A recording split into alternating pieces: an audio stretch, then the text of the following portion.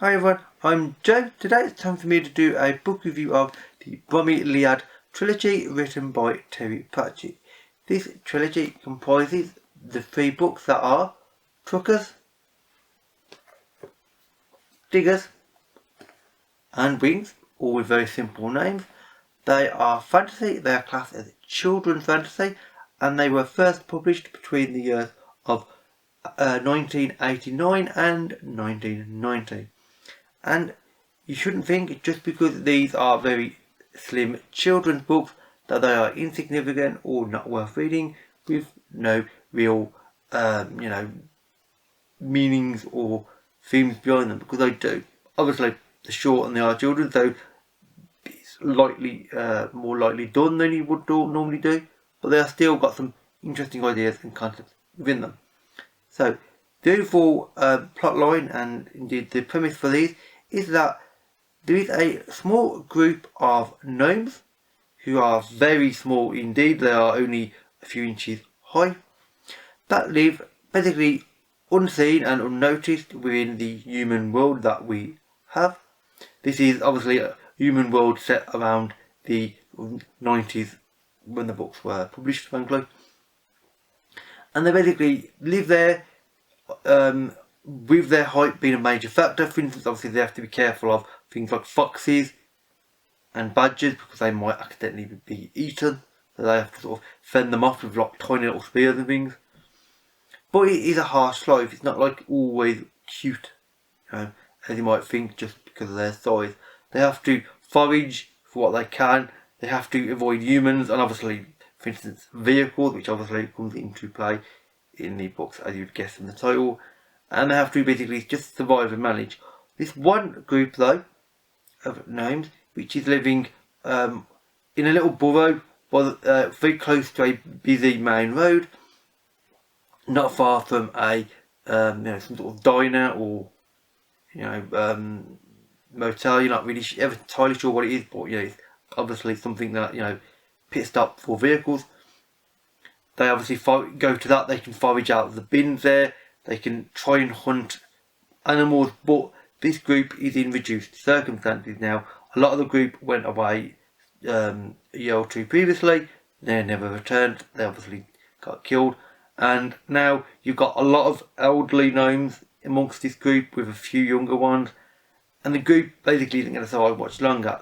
They know this. So they have to come up with a rather daring plan of moving, which is not something easy to do when you are absolutely tiny in a world filled by very large humans, as the case may be. So the first book, unsurprisingly, Truckers. They have to hitch a ride on a truck. Oh yes, I mean it's not exactly difficult to figure out that part. So they manage that. They end up on a truck that leads them to somewhere called the store, and it's called the store by the gnomes that actually live there. They did not plan this. It was purely coincidence, incredibly million to one chance that they went somewhere that happens to be another group of gnomes.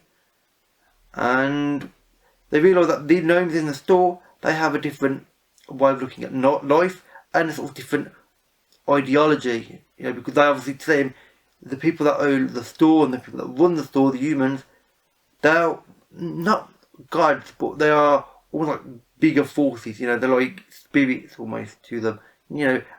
But that's to be expected, and indeed that's something that the book does lightly touch on, about the idea of you believe in what's around you in the world. If something appears phenomenal, then generally people will use it to create a belief system, to create something that they can understand, because you can't just say, well, always, oh yes, this is the way that this works and it's always be practical. Sometimes you need more than just practical things in life.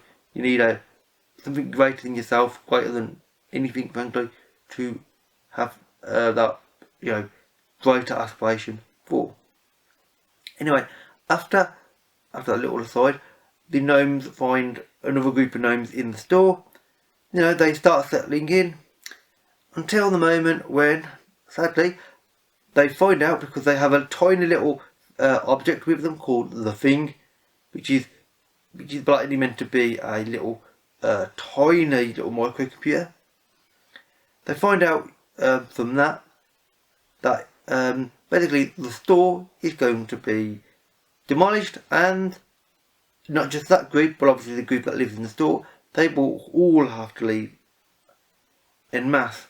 And yeah, this is going to be a bit more challenging than just hitching a ride with 20 gnomes on the back of a lorry at the service station. They've now got to move several thousand. And now this is not a spoiler, this is the whole concept of very quickly in the first book, and indeed, you know, this goes further in books 2 and 3. And indeed, I'm not going to talk about the further plot. Basically, it's just their further adventures. Let's just say, diggers, have a look at the cover, yeah, and wings. If you look at the cover, you can probably guess what they're going to feature. They're not difficult to figure out. I mean, he's not being ultra subtle. Well, the artist isn't, and obviously Pratchett did not mind that this is a fairly obvious allusion to what's going to happen in the plot lines and indeed the books. Because, frankly, they are fairly simple, straightforward books, but they do work really well. One of the reasons why they work really well is because of the characters. The characters are just really fun, and you really like the characters in this. You've got the character of Masculine. Masculine is the young guy who sort of informally leads the outsider group that lives near the in the borough. He's the one that's been trying to sort of keep the rest of the group alive. There's Grimmer, who is one of the very few other gnomes who is actually his age. So they get on rather well. There's Granny Morky and Torrit. They are the two oldest gnomes of the group. Torrit is the leader as such, although Granny Morky tells him off and pretty much tells him what to do. He complies, but he doesn't go against Granny Morky because she's got a sharp tongue, and you know, he's kind of slightly nervous of her. You know, it's got that dynamic. You have other characters amongst that group. Then you've got the store gnomes. Store gnomes are really interesting and really fun. You've got Dorcas, who is basically pretty much the closest the gnomes have to an engineer. You've got Angelo, who is a very inquisitive gnome. Let's say it becomes a very important gnome halfway through the first book and further.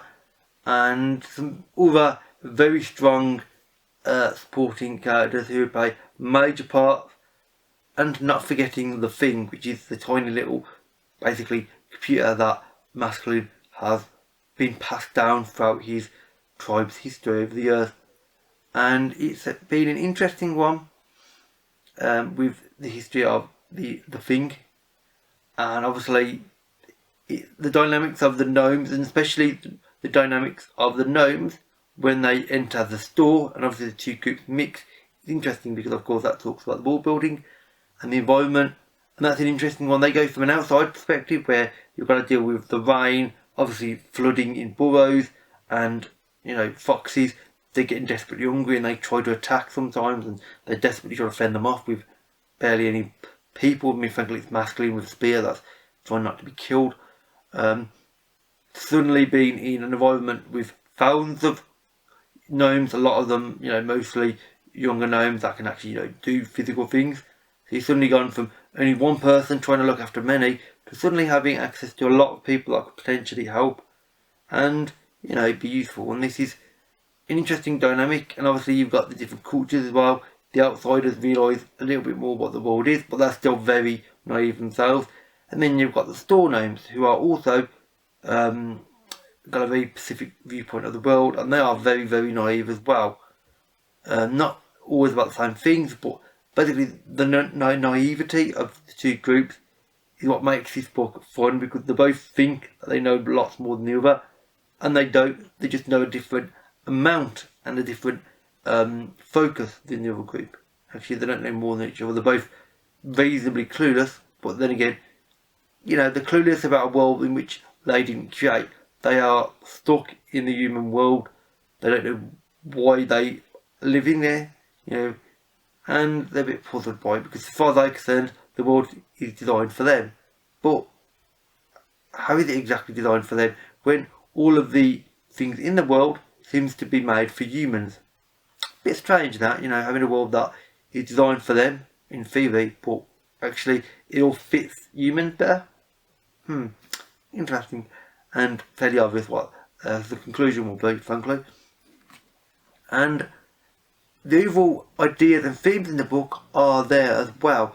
Whilst you think, oh, these are obviously very slim children's novels, they do have meanings and themes to them. I mean, one of them is about just getting on with people, and about the idea of community and society, because the two groups have to get on, they have to integrate with each other, and they have to learn that just because they're different and they've got different ideologies, different views on the world, and different ways of fundamentally thinking and being a gnome, doesn't mean they have to argue and fight and, you know, sort of have a war, which, you know, humans are rather keen on, sadly. They have to think, right, let's not try and, you know, fight and get have a disagreement. Let's actually try to, the best we can, get on and, you know, form a cohesive group and try to, you know, become more than we are. This is obviously increased considerably by a certain urgency of the fact that the store's going to be knocked down, so they pretty much have to work together. But the idea is there, and the other themes and, you know, for society of people having to get on and work together for something greater than themselves are there. These are children's novels. They are glossed over quite lightly in many respects, but they're definitely there. And I would say that if you are a Discord fan of Pratchett, I would definitely not think, oh, these are only, you know, little slim children's novels, they're not worth reading. If you like Discord novels, this has a sense of humour in them. It's a slightly different focus, but it's still there, and they're still truly enjoyable to read. I love these books, I do. I've always read them since, well, I was fairly young, although I've read the Discord before these, and I've always enjoyed them. They've always been just fun books, fun characters and a fun plot line, and I would heavily recommend them. With that said, that is it for this review. So, if you have read these books or you would like to, then please leave a comment and we can have a talk about it. If you have any recommendations for me based on these books that you think I might like, bit of an unusual one for you to recommend books to me, but, you know, it'd be curious to see if anybody does ever. And all my social media links can be found in the description box below as always. And with that said, that is it for this video. So, thank you for watching and I'll see you another day. Bye for now.